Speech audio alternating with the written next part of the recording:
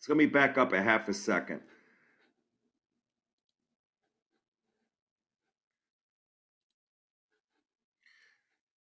So what we're talking about today again is Sex in the Broadway musical, and this scene from Man of La Mancha is a good read.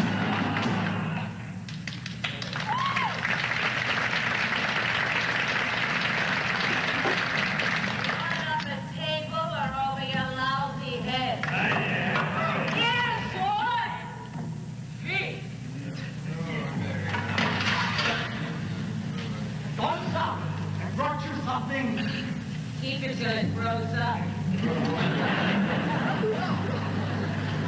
Tonight? Payment in bad. Adolfo, sweetheart, come here. Open your mouth, not your head. Rosa, I've got a nice thick bed of hay in the stable. Good. Eat. You would refuse Pedro? Try me. My mules are not as stubborn. Hard. Make love to your mule.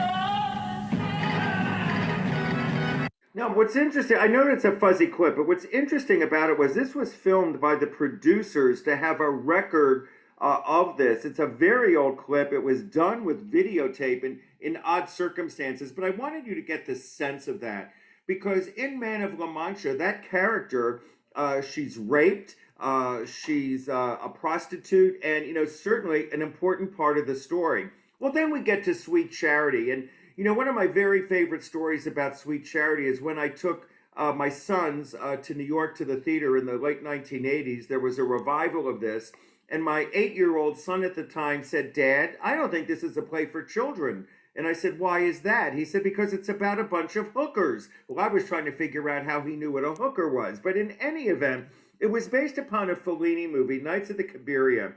And Fosse directed this, he choreographed it.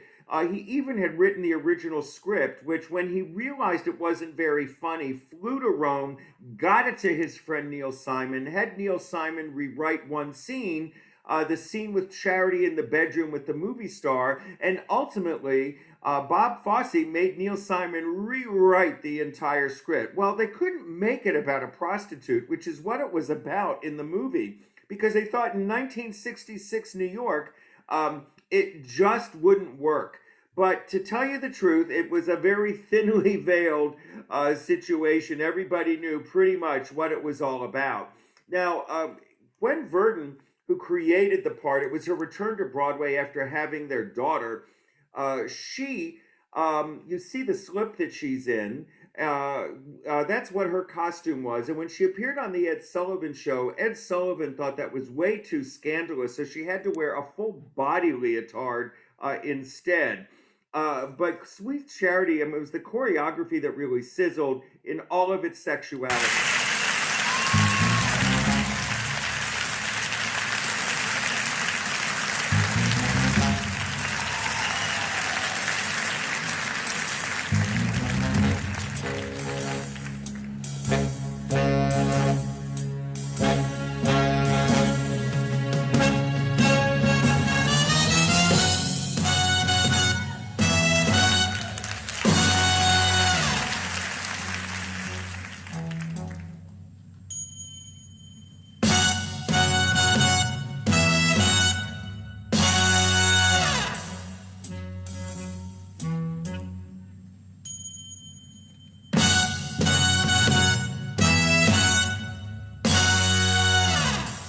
Hey, fella, can I talk to you for a second? What's the harm in a little talk? Hey, good looking, I like your hair. Hey, mister, you got a cigarette for me?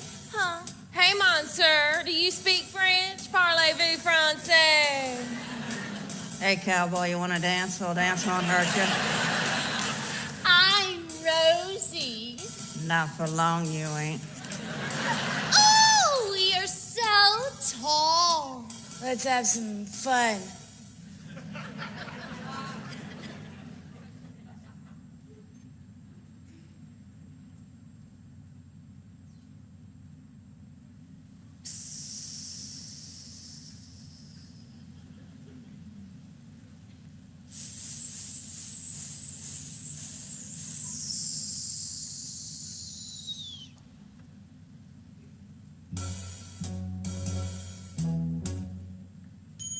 The minute you looked in the joint, I could see you were a man of distinction, a real big spender.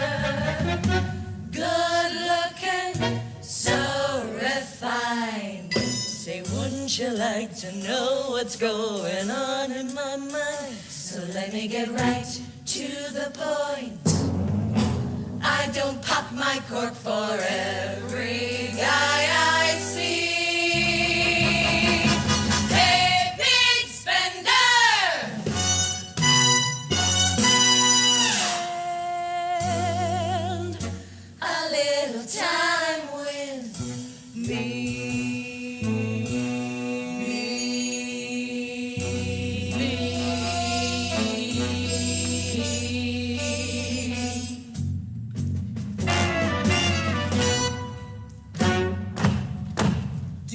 Wanna have fun?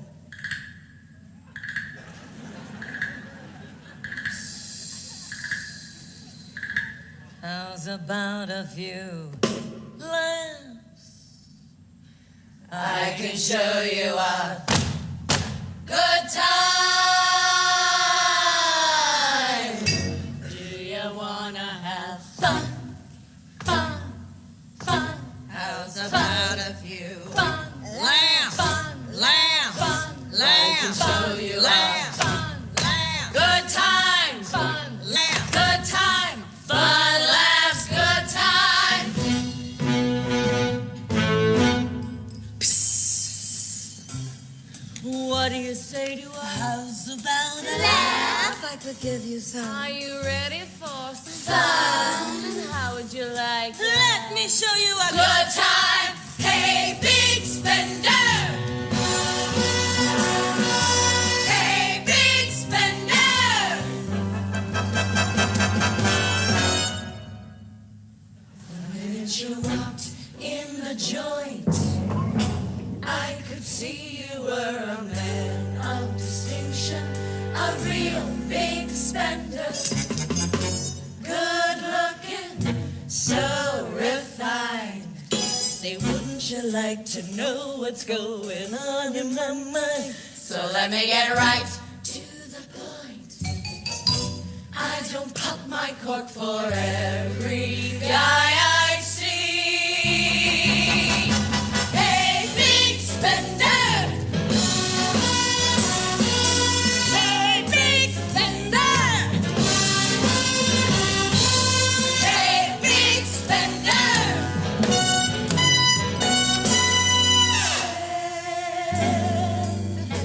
A little time with me. Fun laughs, good time. Fun laughs, good time. Fun laughs, good time. How's about it, Palsy? Now, of course, that was Anne Reinking in the center there. Anne Reinking was Bob Fosse's girlfriend. He was married to Gwen always. They never really divorced. But Anne Reinking was Gwen's replacement, so to speak. He met her when he was doing Pippin. And when Sweet Charity was revived, oftentimes, Anne Reinking was involved. Anne Reinking sadly died in December at the age of 71. She was visiting her family in Seattle, and she went to bed, had a massive coronary, and died. I mean, it's so hard to believe. And Gwen Verdon died of a massive coronary that you would think dancers would have had to be in shape and so forth, but whatever. Sad loss. Angela Lansbury, of course, created Mame, and you go, oh, Steve, there's no sex in Mame. Oh, yes, there is. Remember, the character of Mame Dennis is constantly, she's an avant-garde, wild, bohemian kind of a sophisticate. And, everything she did was, she had a saying, life is a banquet, most sons of bitches are starving to death. Well, she has a secretary, and she gives her secretary that advice, and her secretary comes back from a blind date with a little more than she left with. Well, this is from the Kennedy Center revival a number of years ago, Christine Baranski, and Gooch's Lament, talking about the lessons she learned from Auntie Mame. Exactly what happened. Well, I'll try. With my wings resolutely spread and my old inhibitions shed Burnside. I've been each little thing you said, Mrs. Burnside. I will.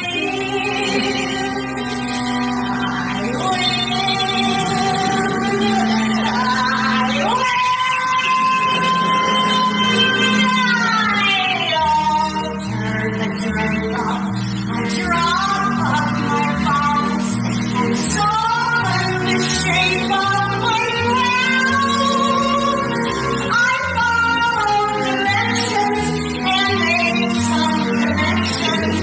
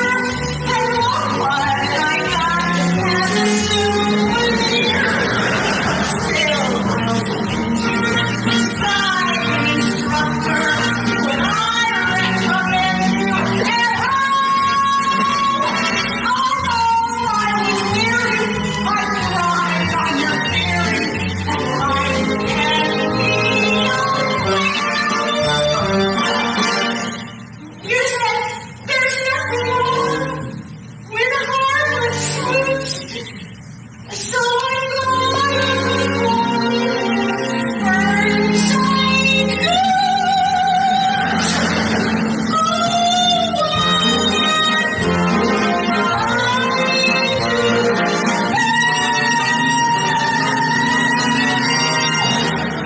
It's amazing the tapes you can find on YouTube that aren't supposed to be recorded. And this was somebody, obviously, who recorded Gooch's lament in the audience of the Kennedy Center. But, you know, it certainly talks about that. You know, Cabaret, in its many revivals, it's truly a brilliant play. You know, in 1966, when it came out, people did react to it, oftentimes with confusion. They didn't understand the metaphorical story of the cabaret and the as a symbol of Nazi Germany at the time. That was a bit confusing for some. They also thought the sexuality was a bit rough. And, you know, of course, Cabaret was so odd, you know, the musical about the rise of Nazi Germany, that even Mel Brooks spoofed it in a musical called The Producers. Well, in a movie called The Producers. Well, of course, there's the very famous scene where the character of the MC dances with the gorilla that everybody thought was terribly anti-Semitic, but yet it was telling the story of how people who were not going to be part of the culture were going to be ostracized by society. And, you know, the whole story was one of sexuality, bad adult behavior, you know, and so forth. But when it was revived in the mid 1990s with Alan Cummings, it was even made more sexual than it had ever been before. When Joel Grey took the part, he was having a hard time of it because the way the MC was originally constructed, he had no lines. And Joel Grey was trying to figure out the character. And one day backstage, he decided he was going to do something brave and bold and decided that he put on clown makeup and decided to go out and figure he's either going to fire me for this or he's going to think it's great. And he was really frightened. And he goes out and he's goosing the women and doing all kinds of hideous things. And finally, Hal Prince says, "Jolie, you finally got it." Well, they took it one step further with Alan Cummings. This was filmed for PBS, and it is findable if you search for it.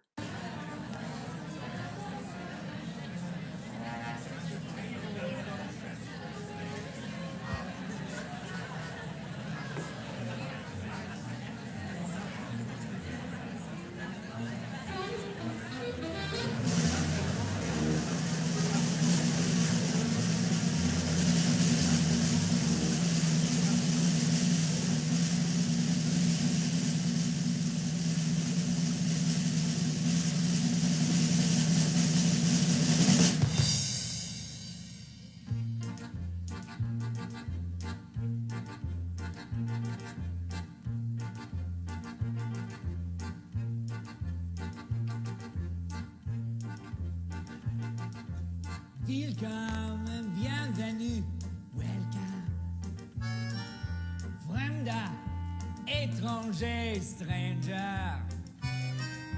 Glücklich zu sehen, je suis enchanté.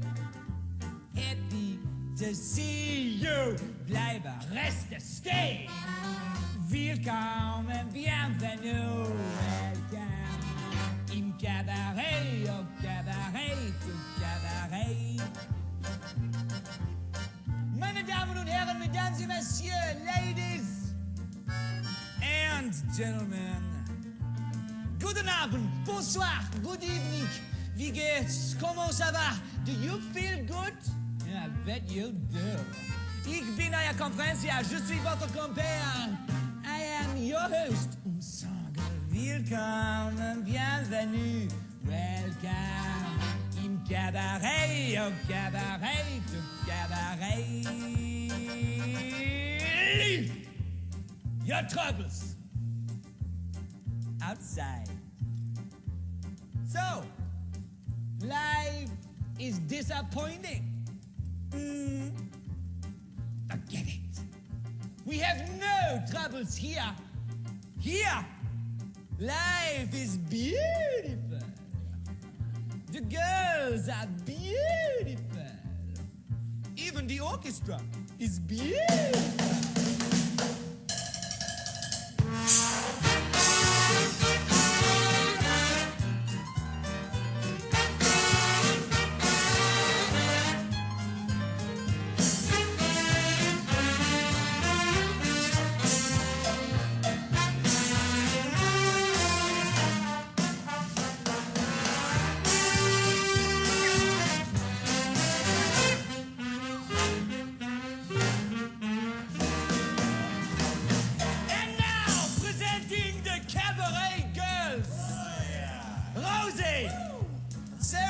gold because of her cheeks. See? Lolo. She's a tiger. Frenchie. She loves to polish. And Texas. You like Texas? Well, too bad, because Texas likes girls. Rosie, Lolo, Frenchie, and Texas, each and every one a virgin. You don't believe me? Don't take my word for it. Go ahead, try her.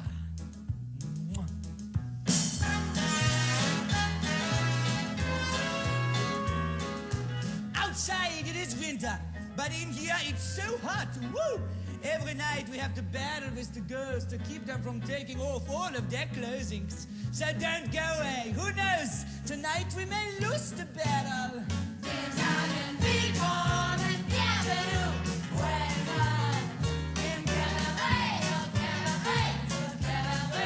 We are here to serve you.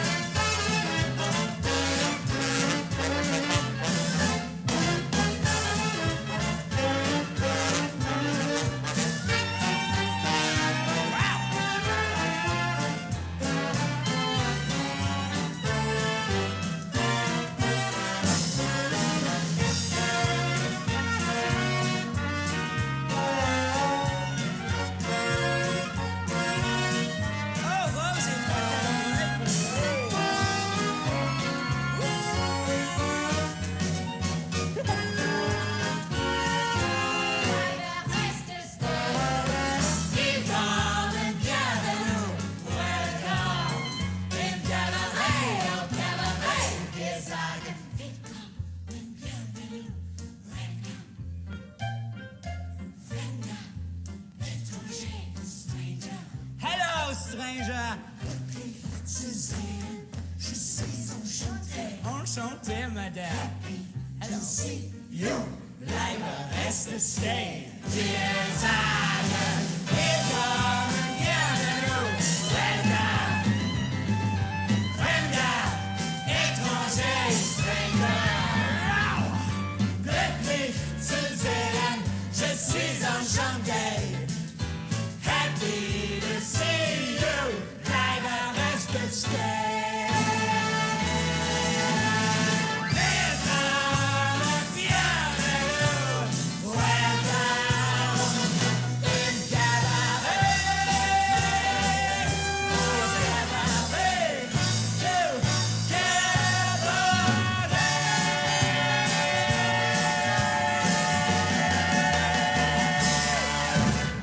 Well, that certainly is not PG. The overt sexuality in the revised version, was truly there.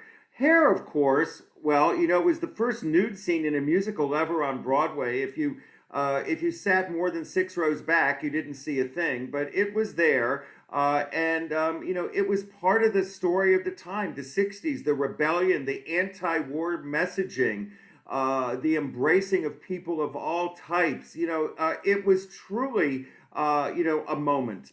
But Company, which was very much thematically based upon the sexual revolution at the time, the way relationships were being redefined, couples living together without being married, a 35-year-old bachelor examining how his friends were impacting his life and his future 35th birthday that was coming upon him, and what he was seeing with his friends interfering with his life, his numerous girlfriends. Now, Company has always been done with a 35-year-old man at the center, and it's about to be done in New York based upon the London production, where it was adjusted and a woman is sitting at the center. But, their sexuality was certainly a part of the Company story. And this is from a Company done in concert with Neil Patrick Harris.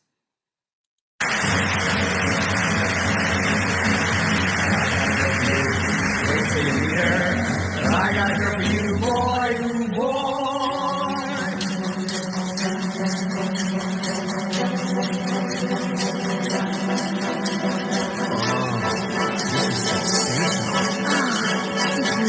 Oh,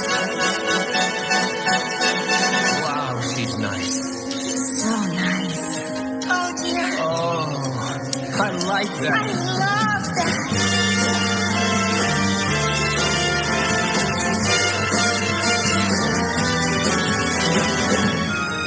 Oh, she has such a smooth body. What's he doing?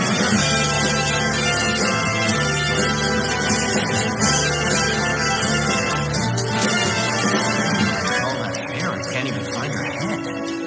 He really likes me.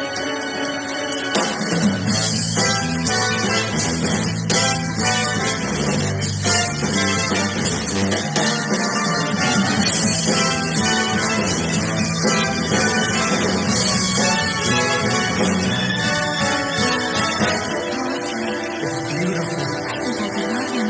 If only I could remember her name.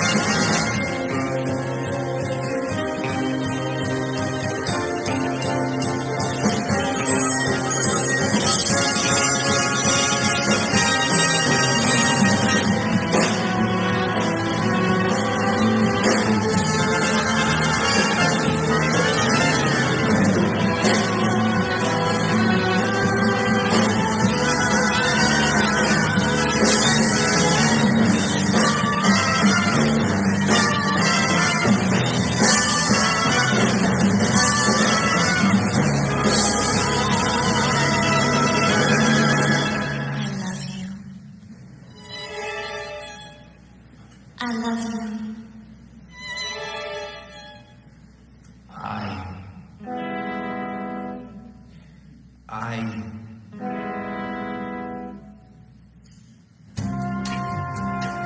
I love you, Harry. I love you, Sarah.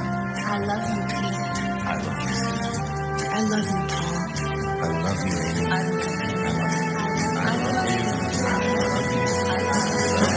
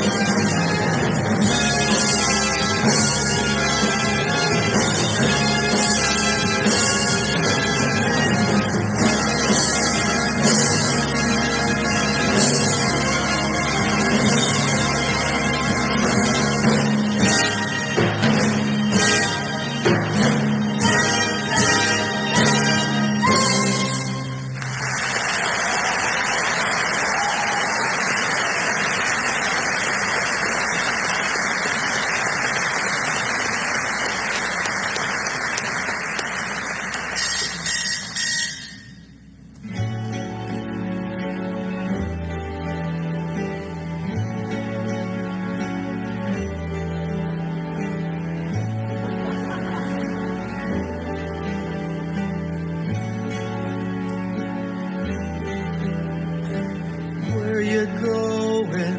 Barcelona, Oh, don't get up. do you have to? Yes, I have to. Oh, Don't get up. Now you're angry. no, I'm not. Yes, you are. No, I'm not. Put your things down. See, you're angry. No, I'm not. Yes, you are. No, I'm not. Put your wings down and I'm stay. leaving Why? to go to. Stay. I have to Fly, I know, to Barcelona.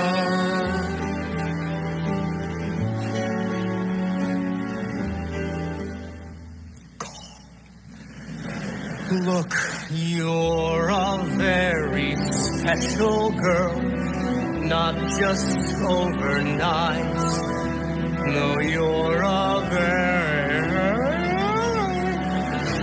Not because you're bright, Not just because you're bright, you're just a very special girl.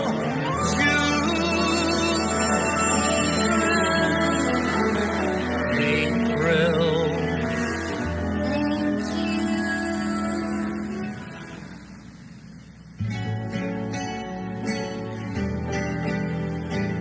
What you thinking? Barcelona, Oh, flight 18. stay a minute. I would like to.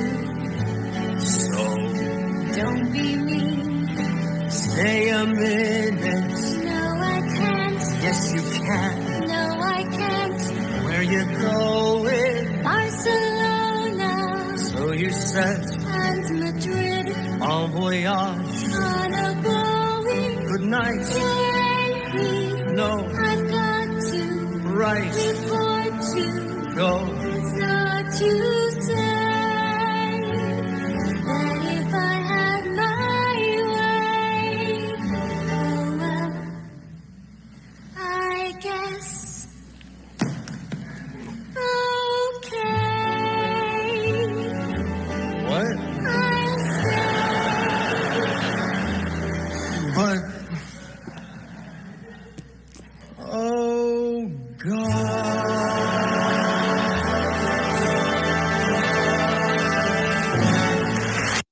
Well, there you have the consequences of casual sex.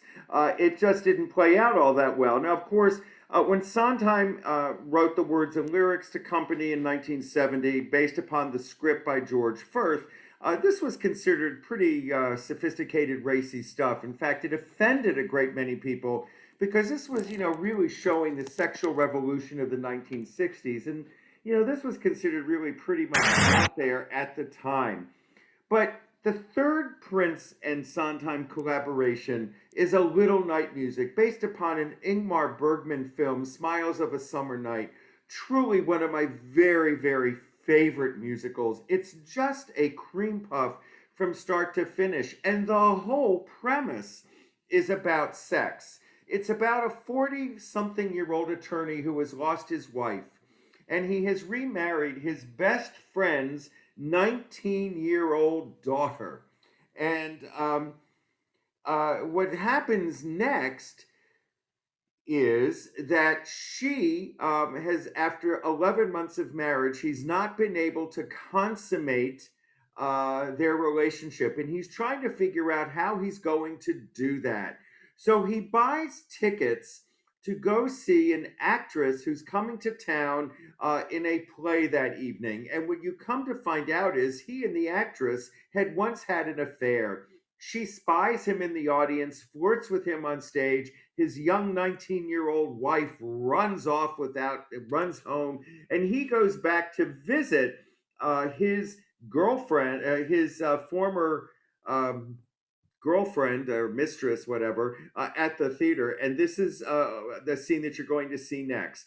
The original was a magnificent production with Glynis Johns in red, Hermione Gingold playing her mother, who was a well-heeled courtesan, having been connected to a great many wealthy men over her time. So this is the scene where Frederick the lawyer goes back to visit Desiree the actress in her suite after the performance. Some things, schnapps, for example, improve with age. Well, let us hope that proves true of your little bride. So, you took her home, tucked her up in her cot with her rattle and her woolly penguin. Figuratively speaking. And then you came to me. I wish you'd ask me why. Why did you come to me? For old time's sake? For curiosity? To boast about my wife? To complain about her, perhaps? Oh, hell, why am I being such a lawyer about it? This afternoon, when I was taking my nap. So you take afternoon naps now? Gosh, I had the most delightful dream. About? You. What did we do? Well, as a matter of fact, we were in that little hotel in Malmö. We've been basking in the sun all day. When my back got so burned, it was an agony to lie down, so you... As vivid as... Well, very vivid. So you see, my motives for coming here are what might be called mixed. Funny? No, not at all. How familiar all this is. Oh, yes, nothing's changed. Uppsala 1 week, Örebro the next. The same old inevitable routine. But it still has its compensation. Yes. No. Yes. That's a rather ambiguous answer. You must, at least at times, be lonely. Dear Frederick, if you're inquiring about my love life, rest assured it's quite satisfactory. I see. And if I may ask, at the moment? A dragoon. A very handsome, very married dragoon with, I'm afraid, the vanity of a peacock, the brain of a pea, but the physical proportions Don't specify the vegetable, please. I am easily deflated. Oh, Frederick. Desiree, Yes, dear. That is, perhaps a little more schnapps. Help yourself. Who's this? That? Oh, my daughter. Your daughter? I had no idea. She happened. She's charming. Where is she now? She's in the country with my mother. She used to tour with me, but then one day Mother swept up like the wrath of God and saved her from me. You never knew my mother. She always wins our battles. I think perhaps a little schnapps for me, too. Oh, yes, of course. I apologize for all this squalor. On the contrary, I have always associated you very happily with...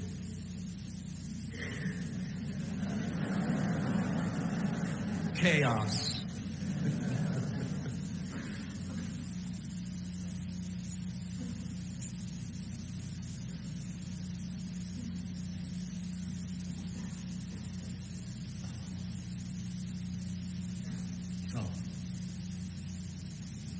So.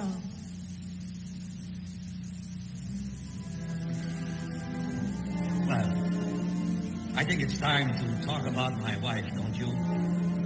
Boast or complain? Both, I expect. She lightens my sadness. She lightens my day. She bursts with a kind of madness. My well-ordered ways, my happiest mistake, the ache of my life. You must meet my wife. She bubbles with pleasure, she glows with surprise, disrupts my accustomed pleasure, and troubles my ties. I don't know even now quite how it began. You must meet my wife, my Anne. 1,000 wishes to which I give in, since the smallest tear burns me passion. I never dreamed that I could live in so completely demented, contented of passion.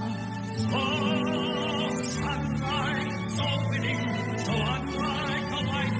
I do think that I'm beginning to show signs of life. Don't ask me how and why one still can go. If you met my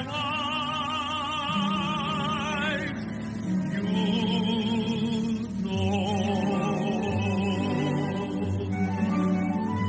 Dear Frederick, I'm just longing to meet her sometime. She sparkled, How pleasant. she twinkled, How nice. her her youth is a sort of bread. Whatever the price, The incandescent wonder light. of my life. You must meet my wife. Yes, I must. I really must. Now. She flutters. How charming. She twitters. My word. She floats. Isn't that alarming? What is she? A bird? She makes me feel like one. A very old man? No. What? I must meet your Gertrude. My Anne. Sorry, Anne. She loves my voice, my walk, my mustache, a cigar in fact that I'm smoking. She'll watch me puff until it's just black. Then she'll save the cigar butt. Bizarre, but you're joking. She goes on by snoring. Oh, dear. The point is really simple. Yes, that much seems clear. She gives me money, dry as dust. She just. You must meet my wife. If I must, yes, I must. A sea of winds that I suffered in, yet so lovable in repentance. Unfortunately still a virgin, but you can't force a flower. Don't finish that sentence. She's monstrous. She's frightened. Unfeeling. One verse, she'd strike you as uninvited. No, I'd strike her first. A register at the head. Yes, Gregory. You must meet my wife. Let me get her hand, my life. What's that? I must meet your wife.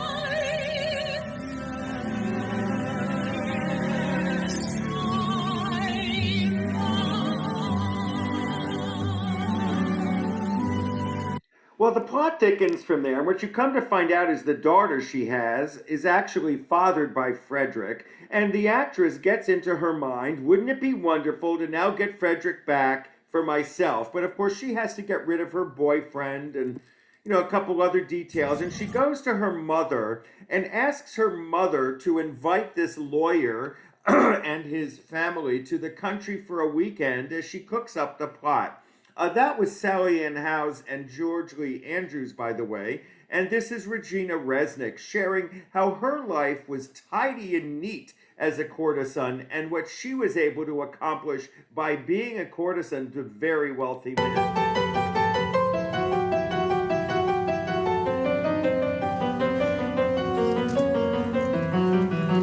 Child, I've come to give you your advice for the day. Yes, grandmother. Never marry or even dally with a Scandinavian. Why not, grandmother? They are all insane. All of them? Mm-hmm. It's the latitude.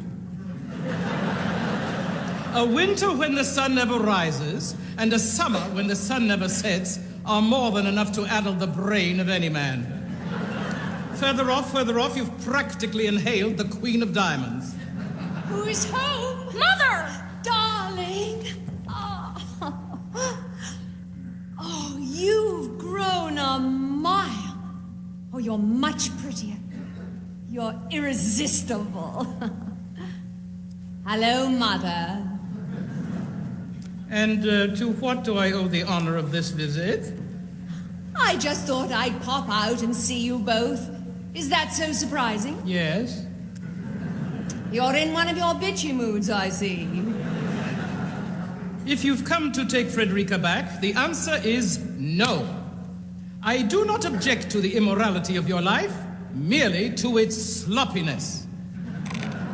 Since I have been tidy enough to have acquired a sizable mansion and a fleet of servants, it seems only common sense that my granddaughter should reap the advantages of it. Isn't that so, child? I really don't know, grandmother. Oh, yes, you do, dear.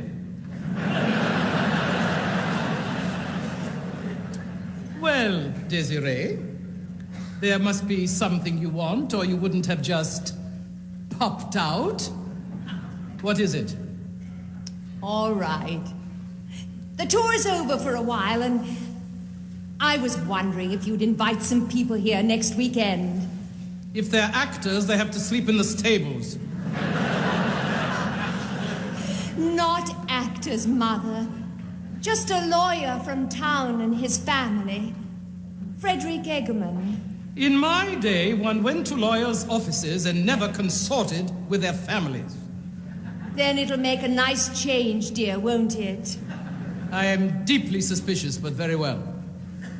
Here is the address. I shall send a formal invitation round by hand. Fred? Needless to say, I shall be polite to your guests. However, they will not be served my best champagne. I'm saving that for my funeral.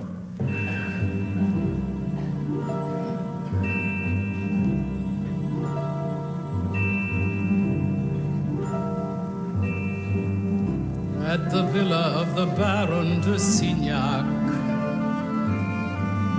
where I spent a somewhat infamous year. At the villa of the Baron de Signac,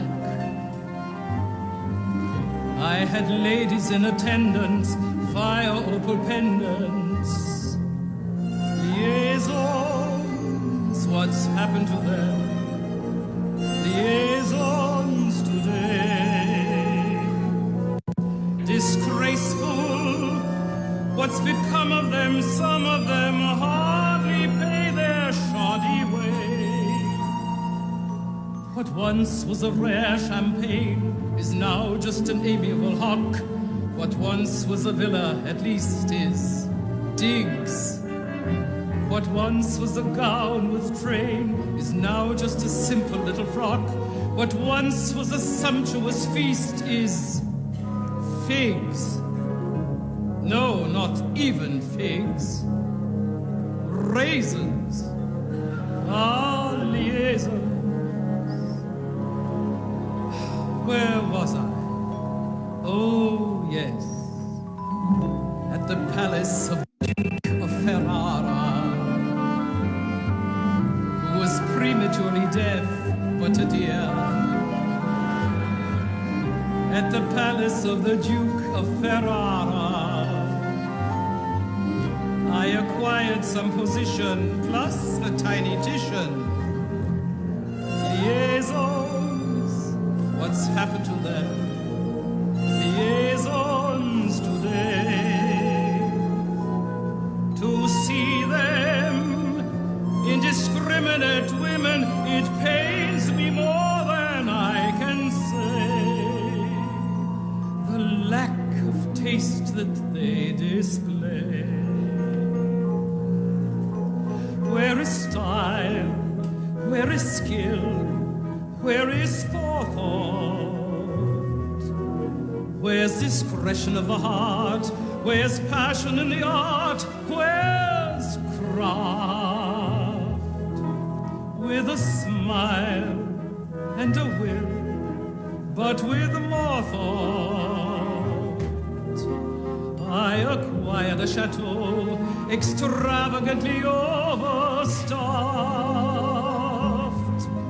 Too many people muddle sex with mere desire, and when emotions intervene, the nets descend. It should on no account perplex or worse inspire. It's but a pleasurable means to a measurable end. Why does no one comprehend? Let us hope this lunacy is just a trend.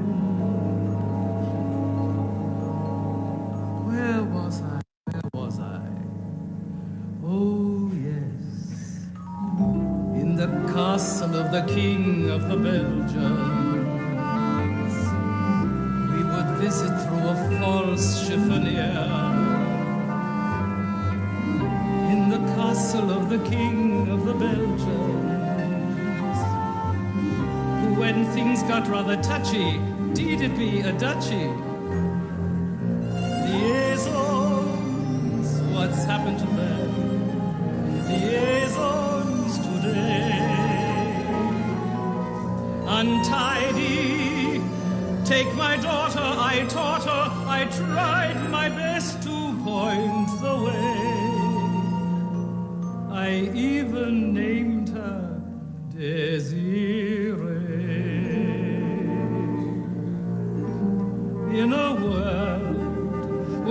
kings are employers, where the amateur prevails and delicacy fails to pay. In a world where the princes are lawyers, what can anyone expect except to recollect?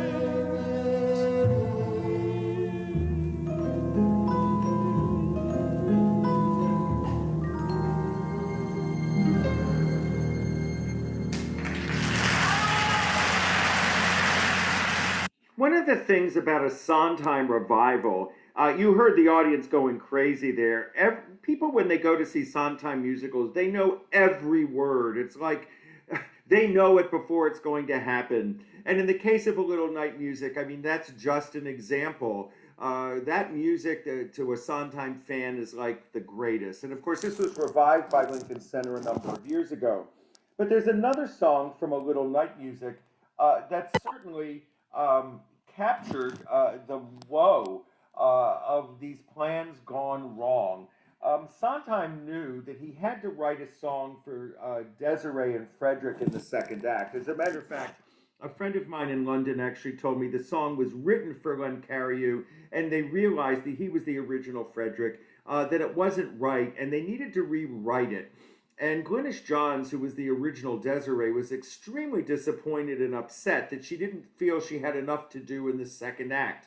Well, the problem was she had a very limited vocal range. It was about 9 notes. She had a very breathy voice, so Sondheim knew he had to end every phrase in a consonant to shut off her breath, and she also could not sustain long phrases. So he wrote a song for her that he thinks, of all the songs he's written, he can't believe that this is the one that became the most famous of all of the songs he ever wrote.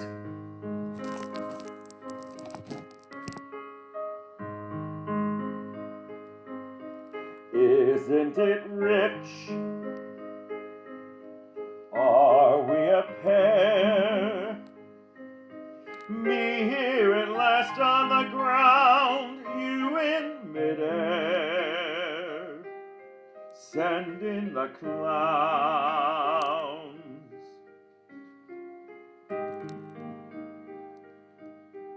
Isn't it bliss? Don't you approve? One who keeps tearing around, one who can't move. Where are the clowns? Send in the clowns. Just when I'd stopped opening doors, finally knowing the one that I wanted was yours, making my entrance again with my usual flair, sure of my lines, no one is there.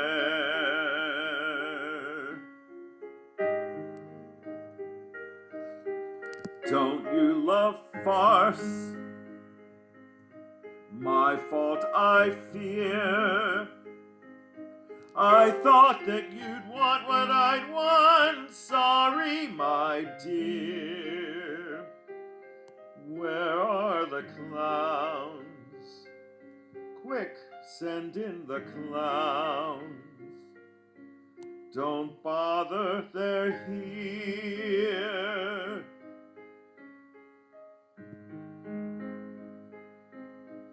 Isn't it rich? Isn't it queer? Losing my timing this late in my career. And where are the clowns? There ought to be clowns. Well, maybe next year.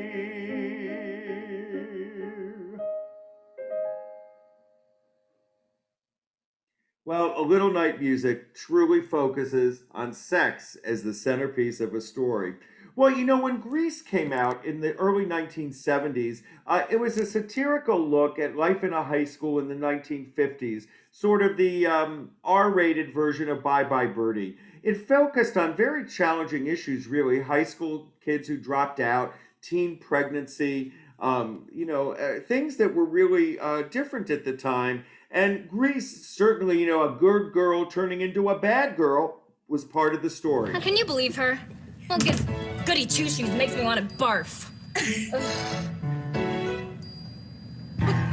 Look at me, I'm Sandra D. Lousy with virginity. Won't go to bed till I'm legally wed. I can't, I'm Sandra D. Watch it. Hey, I'm Doris Day. I was not brought up that way. Won't come across even rock Hudson lost his heart to Doris Day.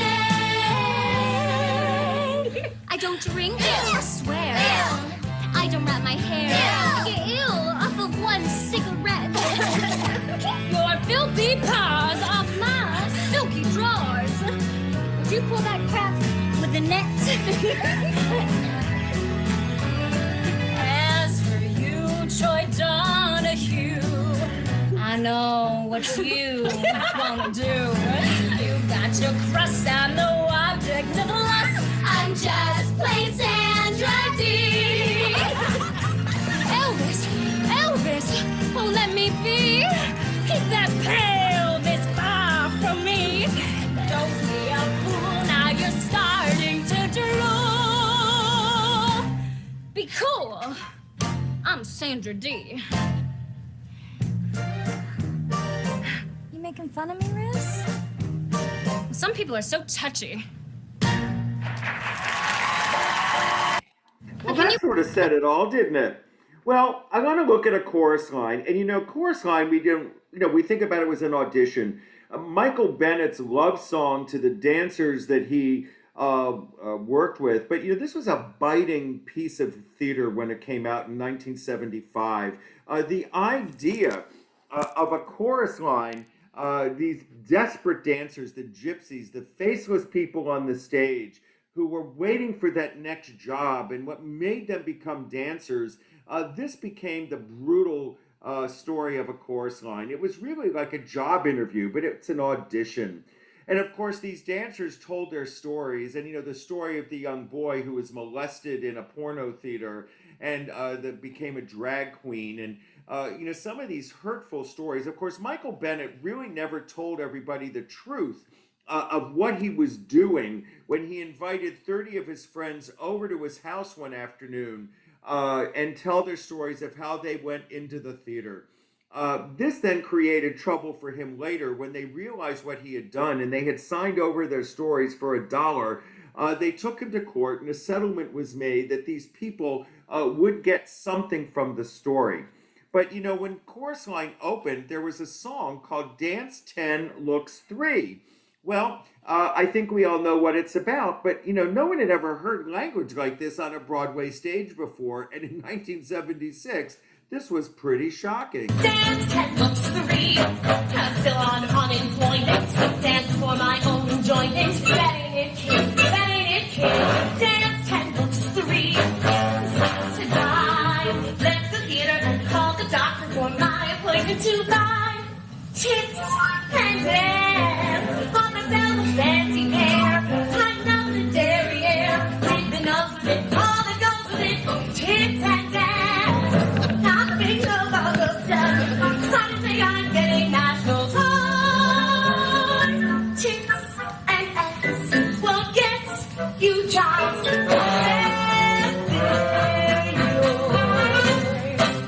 Didn't cost a fortune either. Didn't hurt my sex life either. Flat and sassy. I would get the strays and losers. Beggars really can't be choosers. That ain't it, kid. That ain't it, kid. Fixed to the chassis. How do you do? Life turned into an endless medley of gee, it had to be you. Why? Tits and dance. Barely covered, let's spare. balance there. You have got to be tough to find pain. It's a gas, just a dash of silicone. Shake your noodles all rotten and your fun. Tits and ass can change your life. Change mine.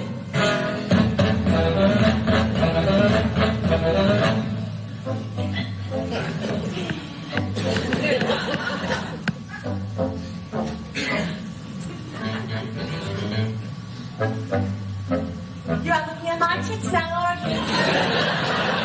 Not very big. I heard that, you bitch. I didn't want them like yours. I wanted them in proportion. Well, you got what you paid for. I wouldn't mind having just one of yours. Go out and buy them. Have it all done. Honey, take my will. Grab a cab, come on, see the Wizard of Park and 73rd floor. Tears and glass. Truck and balcony. What they want is what you see. Keep the best of you, the rest of you. Hits or glass. I have never seen it fail. Daddy talk of forest growth for mine. Hits and ass. Yes, hits and ass. My taste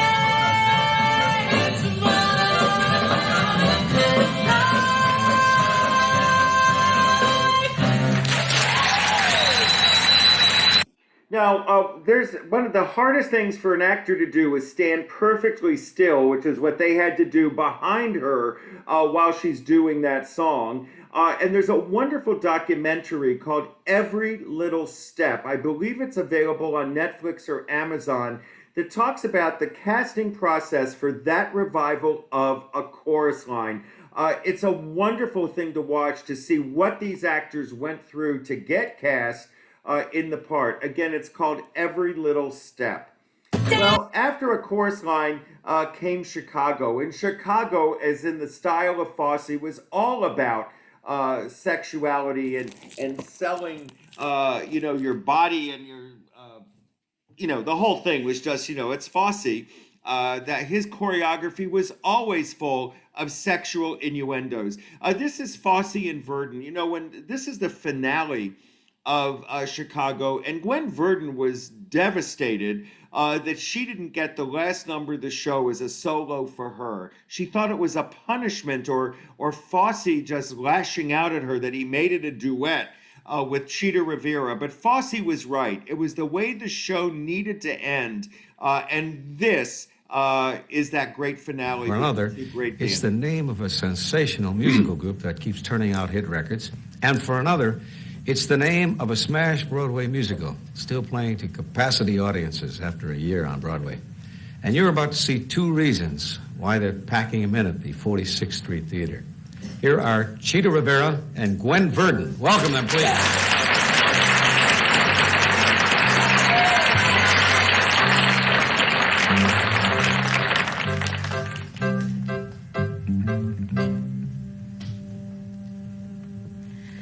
It's good, isn't it grand? Isn't it great? Isn't it swell? Isn't it fun? Isn't it nowadays?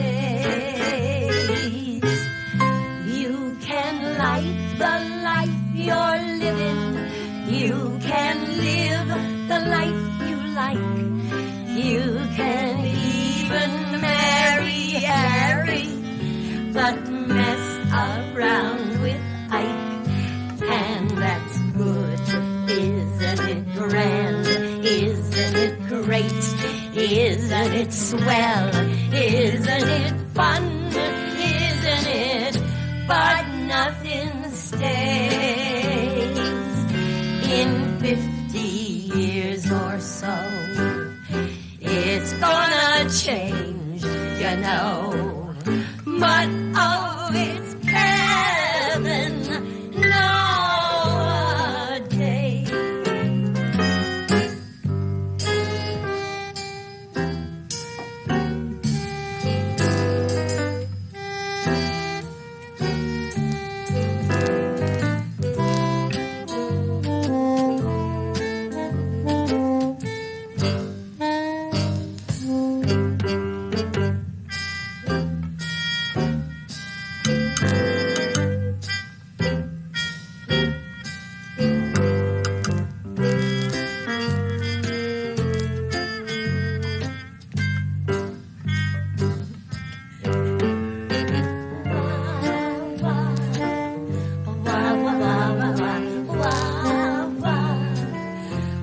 wah, wah, wah, wah, wah, wah, wah, wah, wah, wah.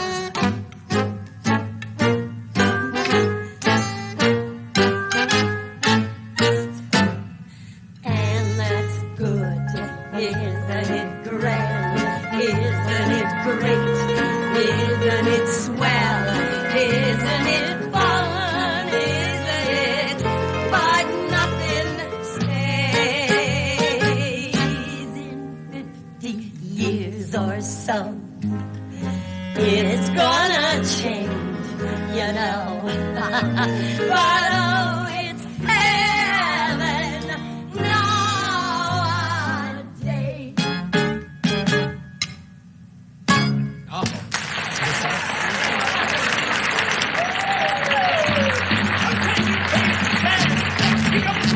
Let's take the blues away. Let's make the parties longer. Let's make the skirts shorter and shorter. Let's make the music hotter. And let's all go to hell in a fast car and keep it hot.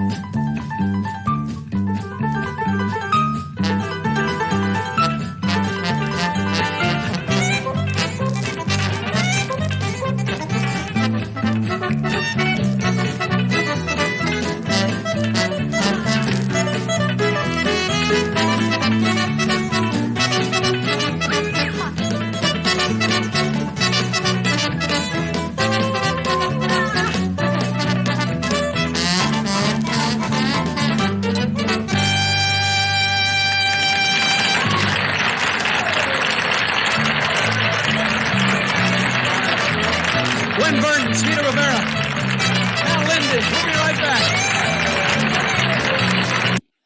An amazing story, Chicago it is. Tonight. And again, you know, Chicago has just done so much. The play that was considered mediocre at best is now considered one of the great masterpieces ever written for the Broadway stage. I just want to see if there's any questions or comments that anybody's asking me. You don't understand, someone wanted to know, they didn't understand the title of Dance 10 and Looks 3. Well, Dance 10 and Looks 3 was what she had on her dance card that she stole from an audition. And originally, that the name of the song was in the program Tits and Ass, and when Chorus Line was new, no one laughed at it, so they decided they needed to change the name of the song so that it would be a surprise to the audience. Of course, today I think everybody knows what it is, but Dance 10 Looks 3 was what was on her Chorus Line card. I'm just looking real quick to see. Desiree in that production of A Little Night Music was Sally Ann Howes. Sally Ann Howes rode to fame replacing Julie Andrews in My Fair Lady in the 1950s. And she went on to do many things. She's a big performer in London, or she was. And, yes, the comment about A Little Night Music, Stephen Sondheim took a bet. When he was doing this, he envisioned it as a waltz musical. And someone said to him he loved games and so forth, and said, I bet you can't write an entire score to a musical in waltz tempi. And he wrote the entire score in variations of 3/4 time.